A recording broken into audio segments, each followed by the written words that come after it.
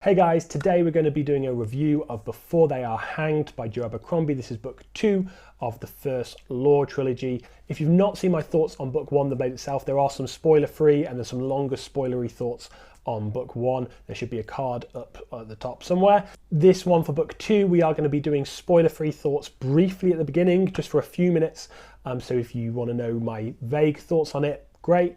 From there, we're going to be diving into the spoilery thoughts. So if people have read it and want to hear my thoughts in more depth, that's when we're going to go do that, okay? So let's jump in with some spoiler-free thoughts. So to be blunt, I really love this book. I think it's done very, very well. It has a lot of the normal positives you would associate with Abercrombie, what people always talk about. His character work is really good. His prose is really good as well. It's concise, it is elegant, it is not overly flowery in any way, but it gets the point across incredibly, incredibly well.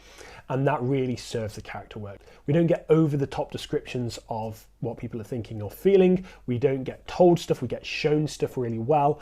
I think it's just done very, very well. In lots of ways, it is just like The Blade itself, but it feels faster paced right from the off. It feels much more plot focused. There's a lot more plot happening while still being very much about the characters rather than the plot. All in all, this was a book that I absolutely loved and I gave a solid 5 stars, no doubt. If you like The Blade itself, you will like Before They Are Hanged, I am 99% sure. If you didn't love The Blade itself and it was anything other than the plot being slow that was the problem, that's probably not changed.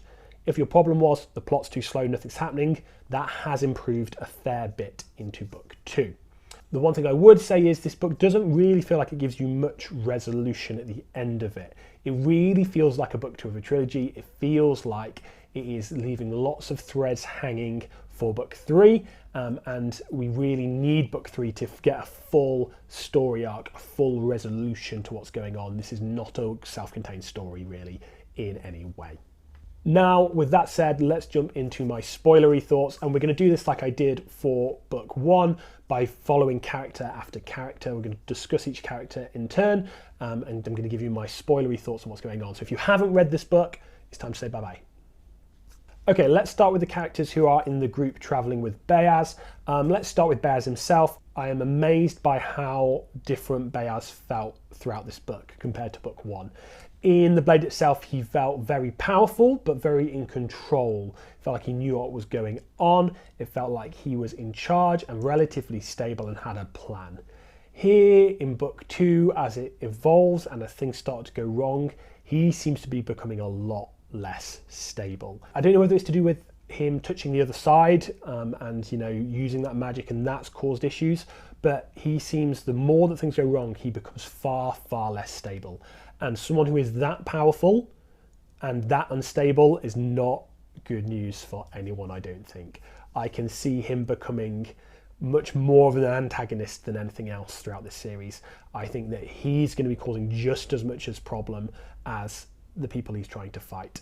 I don't see how he can continue to be a good guy and continue to work as he is. He seems far too unstable to me.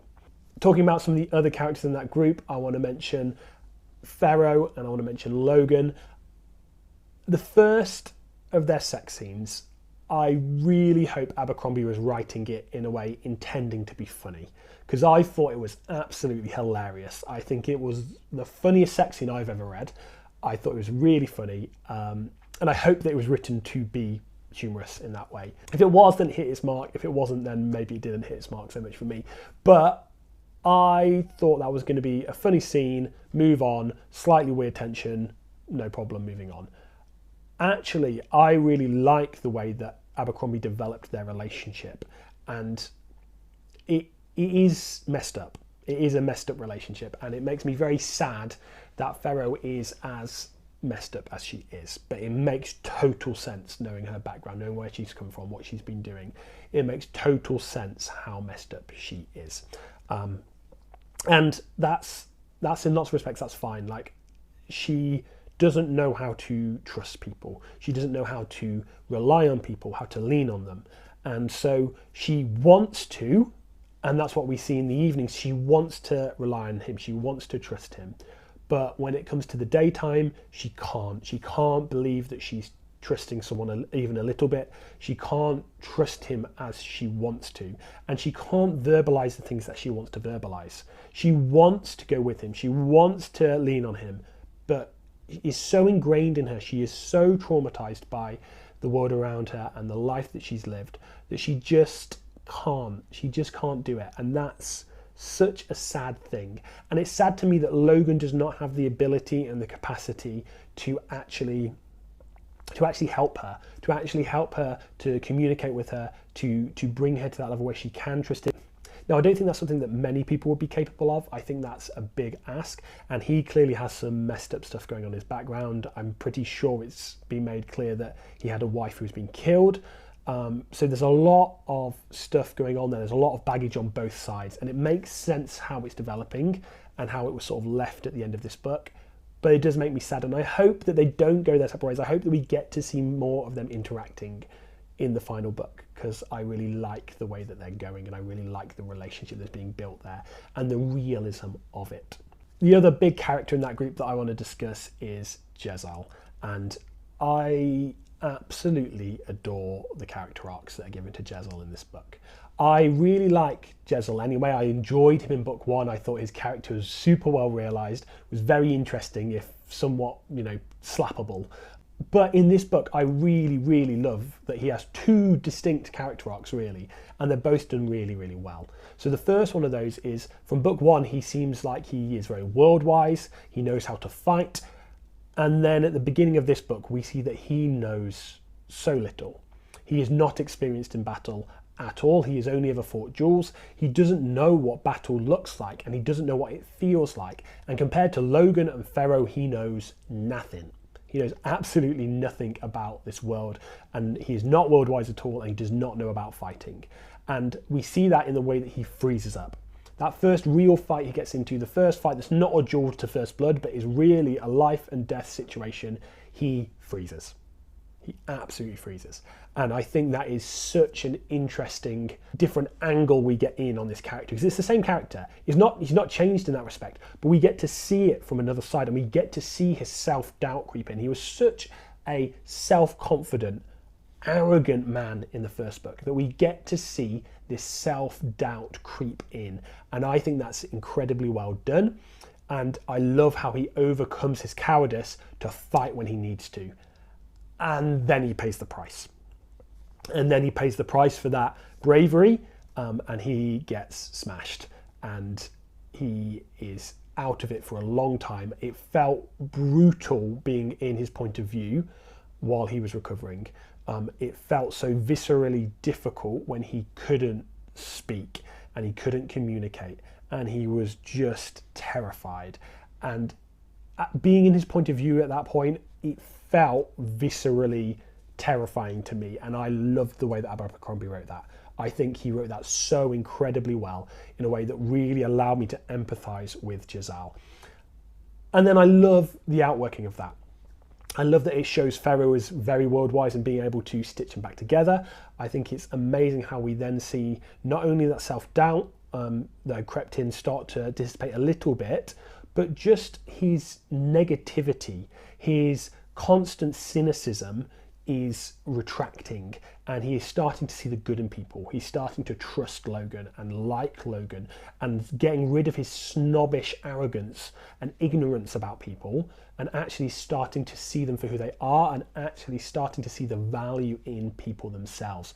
And that lack of cynicism, that greater willingness to actually talk to people and communicate and take things on board is a great thing. And I think the character progression we've seen from Jezal already in book 2 is huge and done so incredibly well, considering the relatively short page time that it's done over.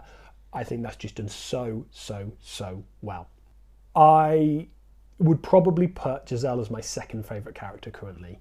I love him. I think he's progressing amazingly well, and I want to see where he gets to in book 3. If you can't tell, I'm going to say this so many times during this, I am so excited for The Last Argument of Kings. I'm so excited to see where this goes, and I can't wait to get to it. Let's move on to Glokta. So he had his own very independent storyline. He was over trying to hold the city of Dagoska, I believe is how you say that. And I really liked the way that this was dealt with. I enjoyed that we feel like it's an unwinnable situation and we're sort of expecting Glock to do something to win it. And we don't. He doesn't win it. And he comes home expecting to be reprimanded and, absolutely screwed over by the Archlector. And actually he is lauded. He's lauded because no one expected him to do anything. They expected it to be an absolute rout. And he managed to hold it off for long enough, and far longer than anyone believed, and long enough for the Archlector to gain a lot of political capital. And we see how much of a puppet Glockta is for the Archlector. We see how he has so little actual power, even when he's put in positions of power, and that is exacerbated by what happened with the banks. Exacerbated by how ridiculously indebted he is to these banks, and right at the end we see how he has no say in anything anymore. He is completely and utterly owned by them. They own him completely, and there is nothing he can do about it. And it's interesting to see a man who is politically powerful in the grand scheme of things, yet he is so completely owned by others, and he doesn't really have any political capital of his own. And that is super interesting to me, to see how he manages being in that middle position, crushed beneath these people above him who own him, but yet he has more power than these people below him. And it's super interesting to me, and I thought it's done very well. I loved his relationship with RD when he came back to the Ongriant. I find that their relationship is very interesting, and I want to see how that works between Jezal and RD and Glockta, and even Colonel West when he comes back. I want to know how that's going to work out, because she's really a linchpin of a lot of these things and a lot of character development, and I really hope that we get to explore that more as we go forward. Then let's move over to the Northman front. Let's go and talk about... Let's start with Dogman initially, and that group of Northmen. I really loved their storyline. I think it really showed them as very competent and capable men. I think that was very well done, and I really, really like what happened at the end of this book. I like that when Three Trees died, that Tuldara and Dal are too big. They're too bigger characters. They couldn't follow one another. There's too much history there. And the fact that they decide that Dogman is going to lead them, I think is very interesting. And I love that he doesn't know what to do with that. He doesn't see himself as a leader anymore. He has been second or third in command for so long. He has been the scout for so long. He doesn't trust himself to lead people properly anymore. And I think he's clearly capable. He is clearly capable, but he has a little bit of that self-doubt creeping in. And I hope that we get to explore him stepping into that role, stepping into that role as chief much more, and we get to see him progress and grow. Now, while we're over on that front, let's talk about who is my favourite character in this book, and that is West. I absolutely love West in this book. I think he is amazing. I think the character work that Abercrombie does with him is absolutely first class. I love that he is left in the lurch with the prince. He is left in the lurch in that very first battle where he is a commoner. He is trying to do what is right. He's trying to push the prince in the right direction, but he knows that the prince is politically more powerful than him, and it is right for West, a commoner, to listen and obey and not do anything that is disrespectful to royalty. Like, he can't do that. He can't do that to the nobles. He can't do that to royalty. He's just not that kind of man. He is far too loyal, and he is far too respectful of his king and his country. But I love that costs him. That costs him so, so dearly, because the prince's arrogance and him having this heroic view of battle has cost thousands of lives. And yet, when they escape, West saves him. And West continues to do everything for him and continues to defer to him no matter what is going on, because that's the kind of man West is, or that's the kind of man West was. West broke. Abercrombie, you broke West. He flipped a lid, and we know that scene of sexual assault is where it is just too much for him, and he essentially yeets the prince over the cliff. And I'm not one who yearns for violence. I don't long, when I'm reading books, I'm not like, yes, kill him. Like, I'm not a violent person. But there was something incredibly satisfying, something super, super satisfying about watching that happen. And watching West go, no, I am not putting up with incompetence anymore. I am not putting up with evil anymore. I am doing the thing that I think needs to be done. And he snapped. And I think we have a very, very intriguing West going forward. I love that how we've seen the second battle with Bethod's men. He doesn't follow the hierarchy. He doesn't do what he should do. He takes charge when the commander is down, and he says, no, I am going to win this for us. I'm going to make this work. I'm going to manage these stupid, incompetent nobles, and I'm going to save some lives. And that difference is massive. And I am so, so excited to see where he goes. I hope that he gets a promotion. It looked like Burr wanted to give him the credit for what happened at the battle, but it never quite happened. I hope we see West as, leader of an army, because he is competent and he is capable. Now, what do I think is going to happen?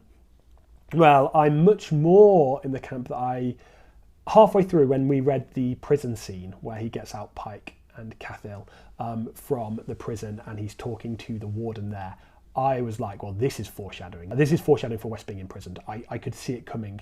Now, when he kicked or shoved the prince off the cliff, well, that seemed like, okay, he's going to jail at some point. That's fine. That's what's going to happen. But then we see what happened to the murder of the other crown prince, and that was not imprisonment. That was execution. So maybe not. And I really want to see where that goes. I think West is such a good character in this now, and I really, really want to see where he continues to progress and evolve. Yeah, they're the main characters I wanted to talk about anyway. In conclusion, I love this book. This is a 5-star read for me, no doubt. If you enjoyed the Blade itself, you will enjoy this. If you didn't, then you might not enjoy this, unless your complaints were the lack of plot. If you liked everything else but you didn't like the slow plot in book 1, that does get solved here. Otherwise, you're getting more of the same, and it is a really good second helping. And it is one that does lack some resolution at the end, and I would really love some really good, solid resolution at the end of the last Argument of Kings. If you've enjoyed this video, click the like button, and if you want to see more of my content, there should be another video up here that you can go and check out if you've not seen it. I'll see you guys again soon.